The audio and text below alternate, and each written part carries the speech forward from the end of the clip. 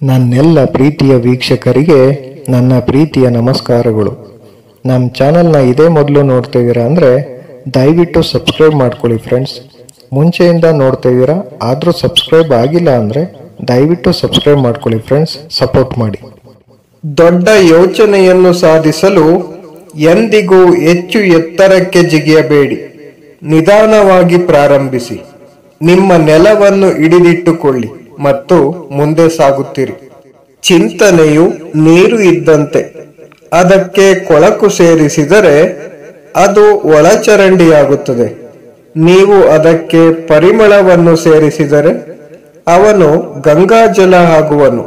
ಯಾವಾಗಲೂ ತನ್ನ ಸ್ವಂತ ಪ್ರಗತಿಗಾಗಿ ಶ್ರಮಿಸುವ ವ್ಯಕ್ತಿ ಇತರರಿಗೆ ಕೆಟ್ಟದ್ದನ್ನು ಮಾಡಲು ಎಂದಿಗೂ ಸಮಯವನ್ನು ಕಂಡುಕೊಳ್ಳುವುದಿಲ್ಲ. ಜನರು ಇದನ್ನು ನಂಬುತ್ತಾರೆ ಎಂದು ಹೇಳುತ್ತಾರೆ.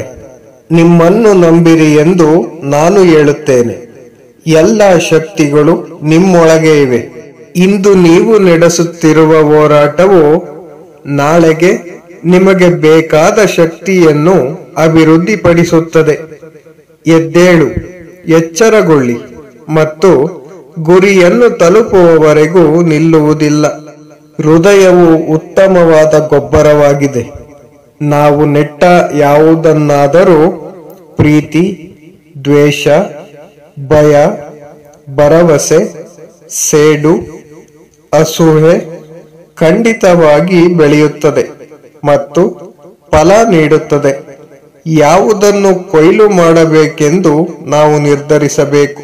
ಇಡೀ ಜಗತ್ತು ನಿಮ್ಮ ವಿರುದ್ಧ ತಿರುಗಿ ಬಿದ್ದರೂ ನಿದ್ರೆ, ಕೋಪ, ಆಯಾಸ, ಸೋಮಾರಿತನ ಮತ್ತು ಆಲಸ್ಯದ ಕ್ಷೇತ್ರಗಳಲ್ಲಿ ಏಕಾಂಗಿಯಾಗಿ ನಿಲ್ಲುವ ಧೈರ್ಯವನ್ನು ಹೊಂದಿರಿ. ನಿಜವಾದ ಮಾರ್ಗದರ್ಶನವು ಕತ್ತಲ ಕಾಡಿನಲ್ಲಿ ಒಂದು ಸಣ್ಣ ಜ್ಯೋತಿಯಂತಿದೆ. ಇದು ಒಮ್ಮೆ ಎಲ್ಲವನ್ನು ತೋರಿಸುವುದಿಲ್ಲ, ಆದರೆ ಮುಂದಿನ ಹಂತಕ್ಕೆ ಸಾಕಷ್ಟು ಬೆಳಕನ್ನು ನೀಡುತ್ತದೆ.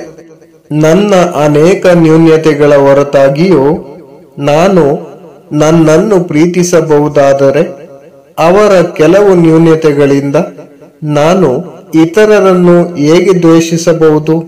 ನಿಮ್ಮನ್ನು ಸಂತೋಷವಾಗಿ ಪ್ರತಿನಿಧಿಸಲು ಪ್ರಯತ್ನಿಸಿ.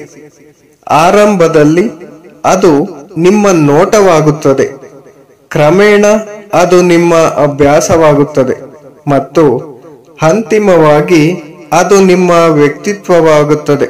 ನಿಮ್ಮ ಜೀವನದಲ್ಲಿ ಅಪಾಯಗಳನ್ನು ತೆಗೆದುಕೊಳ್ಳಿ. ನೀವು ಗೆದ್ದರೆ ನೀವು ಮುನ್ನಡೆಯಬಹುದು.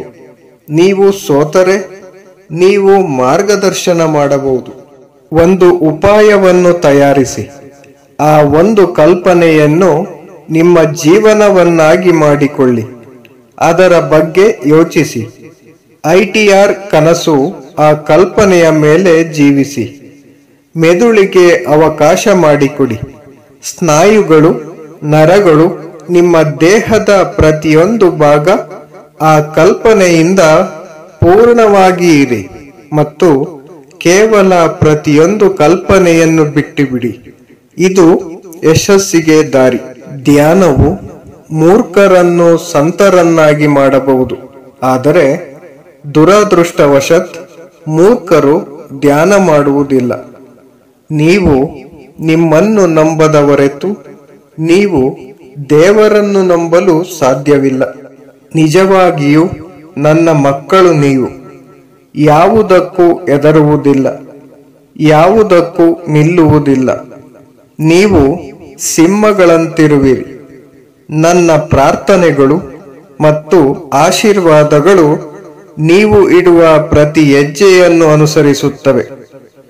ನಿಮಗೆ ನಂಬಿಕೆ ಇದ್ದರೆ ಎಲ್ಲವೂ ನಿಮ್ಮ ಬಳಿಗೆ ಬರುತ್ತದೆ. ಇದು ಜಗತ್ತು. ಯಾರಿಗಾದರೂ ಉಪಕಾರ ಮಾಡಿದರೆ ಜನ ಅದಕ್ಕೆ ಮಹತ್ವ ಕೊಡುವುದಿಲ್ಲ, ಆದರೆ ನೀವು ಆ ಕೆಲಸವನ್ನು ನಿಲ್ಲಿಸಿದ ತಕ್ಷಣ ಅವರು ನಿಮ್ಮನ್ನು ದುಷ್ಕರ್ಮಿ ಎಂದು ಘೋಷಿಸಲು ಹಿಂಜರಿಯುವುದಿಲ್ಲ. ದೇವರು ಯಾರಿಗೆ ಯುಗವನ್ನು ಬದಲಾಯಿಸುವ ಸಾಮರ್ಥ್ಯ ಮತ್ತು ಶಕ್ತಿಯನ್ನು ನೀಡುತ್ತಾನೋ ಅವನು ತನ್ನ ಶಕ್ತಿ ಮತ್ತು ಸಾಮರ್ಥ್ಯಗಳು ಅಗತ್ಯವಿರುವ ಕೆಲಸದ ಕ್ಷೇತ್ರವನ್ನು ಮಾತ್ರ ಪಡೆಯುತ್ತಾನೆ. ಒಳ್ಳೆಯ ಆಲೋಚನೆ, ಚಾರಿತ್ರ್ಯ ಬೆಳೆಸುವ ಶಿಕ್ಷಣ ನಮಗೆ ಬೇಕು.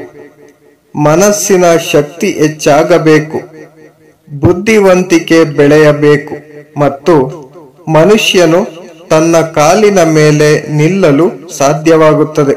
ತನ್ನ ಮನಸ್ಸನ್ನು ತಿಳಿದಿರುವ ಮತ್ತು ನಿಯಂತ್ರಿಸುವ ಪ್ರತಿ ಮನಸ್ಸಿನ ರಹಸ್ಯವನ್ನು ತಿಳಿದಿರುತ್ತಾನೆ ಮತ್ತು ಪ್ರತಿ ಮನಸ್ಸಿನ ಮೇಲೆ ಅಧಿಕಾರವನ್ನು ಹೊಂದಿದ್ದಾನೆ. ಪ್ರಾರ್ಥನೆಯು ದೇವರ ಮನಸ್ಸನ್ನು ಬದಲಾಯಿಸುವ ಪ್ರಯತ್ನವಲ್ಲ, ಆದರೆ ದೇವರು ನಮ್ಮ ಮನಸ್ಸನ್ನು ಬದಲಾಯಿಸುವ ಪ್ರಯತ್ನವಾಗಿದೆ. ವಸ್ತುಗಳು ಉತ್ತಮವಾಗಿ ಬೆಳೆಯುವುದಿಲ್ಲ, ಅವು ಹಾಗೆಯೇ ಇರುತ್ತವೆ.